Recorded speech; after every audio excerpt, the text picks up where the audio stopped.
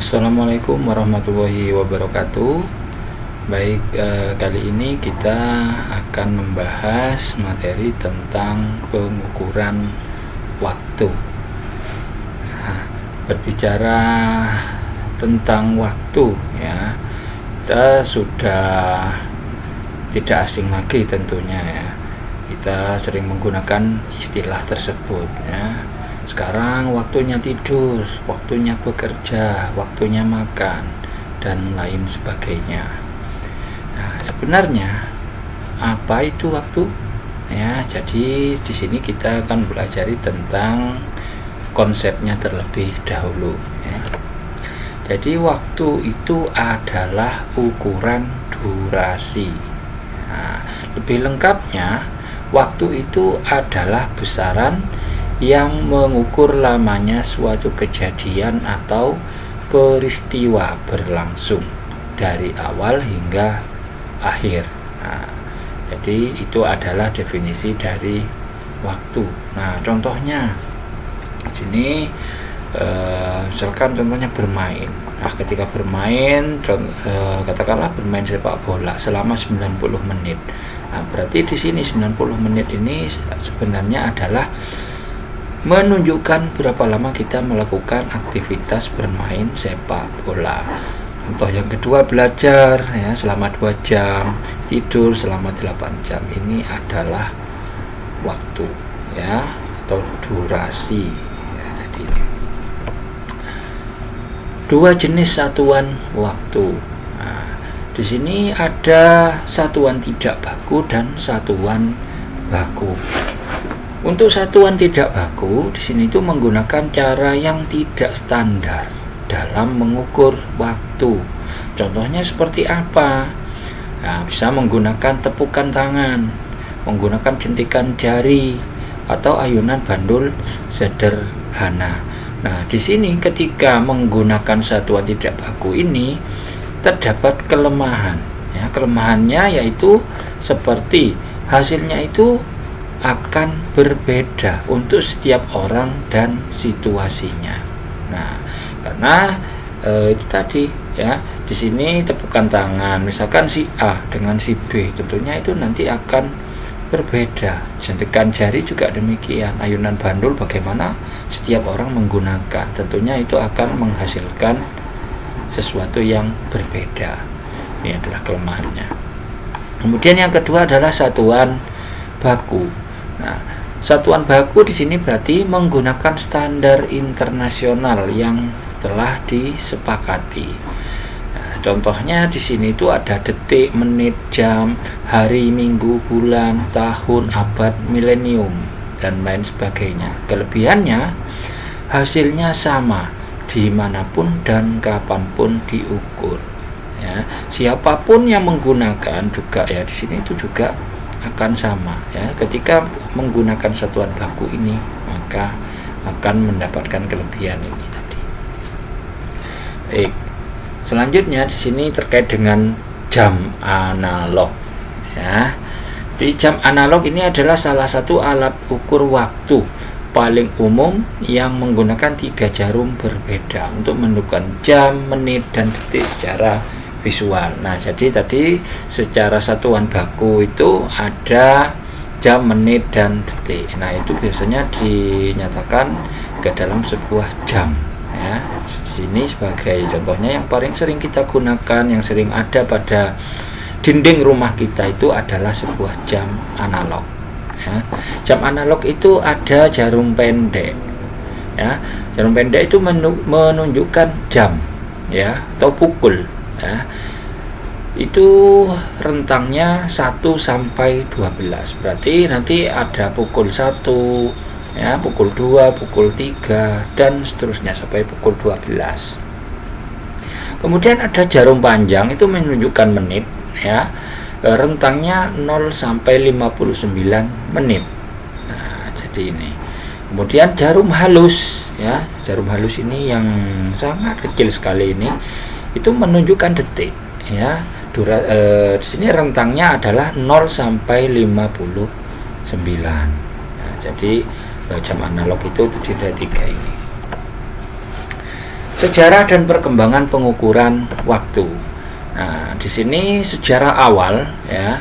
Dan di sini dari bayangan matahari ke jam atom. Nah, di sini pada pengukuran waktu 3000 tahun sebelum Masehi ya, zaman Mesir sampai zaman Mesir kuno itu.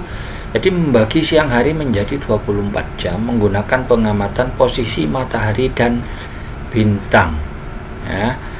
Kemudian ada perkembangan ya pada tahun 1500 sebelum Masehi sampai di sini menggunakan jam matahari ya. Jam matahari atau sundial ya, itu menggunakan bayangan untuk menunjukkan waktu berdasarkan posisi matahari di langit. Pada abad pertengahan, nah, di sini menggunakan jam pasir dan jam air ya. Keduanya menjadi alat ukur yang populer yang tidak bergantung pada sinar matahari. Kemudian pada tahun 1955 sampai era modern sekarang ini tuh sudah menggunakan jam atom ya, atomic clock ya, diciptakan menjadi alat pengukur waktu paling akurat dengan presisi hingga mil detik. Nah, ini sejarah perkembangan dari pengukuran waktu hingga saat ini. Selanjutnya adalah alat ukur waktu dan cara membacanya. Nah, di sini contohnya yang pertama adalah jam analog ya. Jam analog tadi itu kan ada 3 jarum ya, jarum jam, jarum menit dan detik. Ada 3 satuan ya. Ini jarum jam itu yang pendek menyatakan pukul ya, pukul 1 sampai 12. Menit itu yang panjang, jarum detik itu yang halus ya, yang paling kecil sendiri. Nah, untuk jarum jam pendek itu menunjukkan jam ya dengan angka 1 sampai 12 pada dial. Pergeseran dari satu angka ke angka berikutnya menandakan berlalunya 1 jam. Jarum ini bergerak paling lambat ya. Sedangkan jarum menit itu yang panjang menunjukkan menit dengan 60 titik pada dial. Setiap titik mewakili 1 menit. 1 putaran penuh jarum menit sama dengan 60 menit ya, sama dengan 1 jam. Berarti 60 menit itu sama dengan 1 jam. Yang ketiga adalah jarum detik, menunjukkan detik dengan gerakan cepat melewati 60 titik. Setiap titik itu sama dengan 1 detik. 1 putaran penuh itu adalah 60 detik ya, sama dengan 1 menit. Selanjutnya adalah jam digital dan stopwatch. Jam digital ya seperti ini ilustrasinya. Format 24 jam dari pukul 00 sampai 23.59. Format 12 jam pukul 1.00 sampai 12.59 ya, terbagi menjadi AM dan PM ya.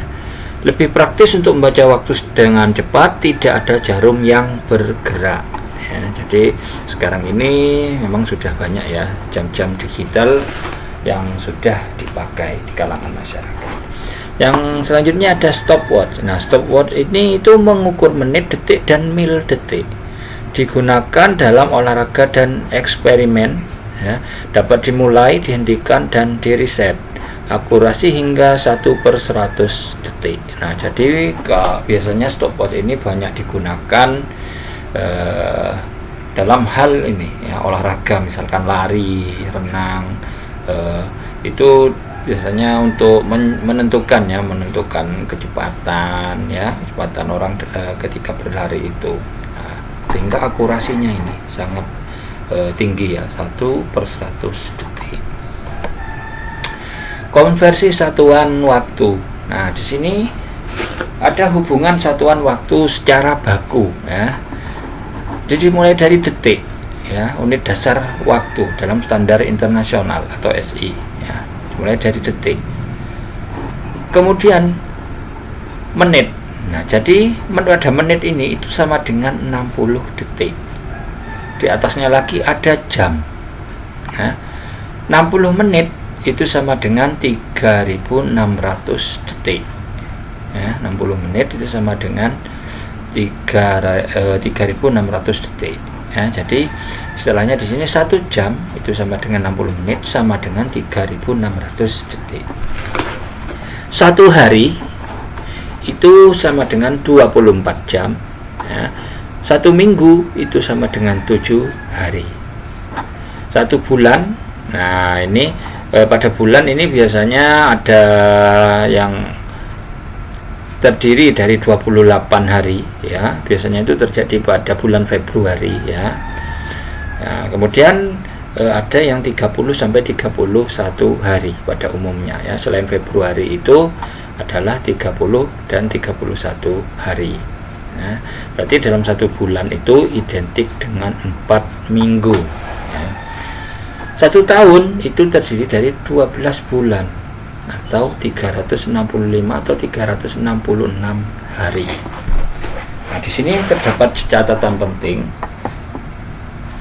Tahun kabisan terjadi setiap 4 tahun sekali, menambahkan 1 hari ekstra di bulan Februari, sehingga total hari menjadi 366 hari untuk menyesuaikan dengan orbit bumi mengelilingi matahari. Nah, jadi setiap 4 tahun sekali di sini itu pada bulan Februari akan berjumlah 29 hari. Ya, kemudian 3 tahun setelahnya itu 28 hari ya. Jadi ini ya menjadi patokan. Baik. Untuk satuan besar satuan waktu yang lainnya ya, di sini ada lustrum ya. Lustrum itu adalah 5 tahun, sering digunakan dalam perencanaan bangunan dan periode pemerintahan. Windu itu sama dengan 8 tahun, istilah tradisional Indonesia untuk siklus waktu dalam kalender Jawa. Kemudian ada dasawarsa atau dekade, yaitu 10 tahun. Digunakan untuk menandai periode perkembangan dan perubahan sosial. Abad itu adalah 100 tahun. Penanda era besar dalam sejarah peradaban manusia. Milenium 1000 tahun. Ini periode terpanjang yang umum digunakan dalam pencatatan sejarah. Nah, ini adalah jenis-jenis satuan waktu yang lainnya ya. Dan ini adalah contoh soal dan aplikasi pengukuran waktu ya. Misalkan contoh soal yang pertama terkait dengan konversi dari jam ke menit. Nah, ibu masak selama 4 jam, berapa menit ibu mau memasak? Nah, kita tahu tadi bahwasanya dalam 1 jam itu terdapat 60 menit ya, atau 1 jam sama dengan 60 menit, sehingga kalau 4 jam ya kita tinggal mengalihkan saja. 4 kali 60 sama dengan 240. Contoh 2, penjumlahan satuan waktu. Nah, contohnya Dina mengerjakan PR matematika selama 10 menit dan PR bahasa Indonesia selama 30 detik.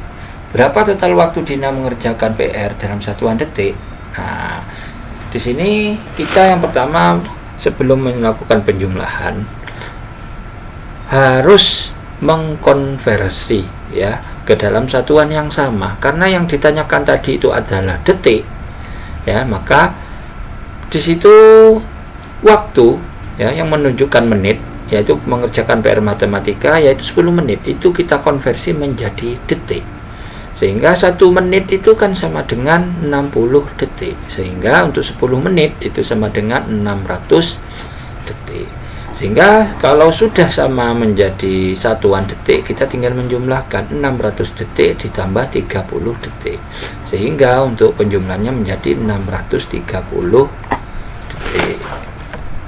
Contoh 3, menghitung lama kegiatan. Nah, misalkan di sini ada waktu mulai.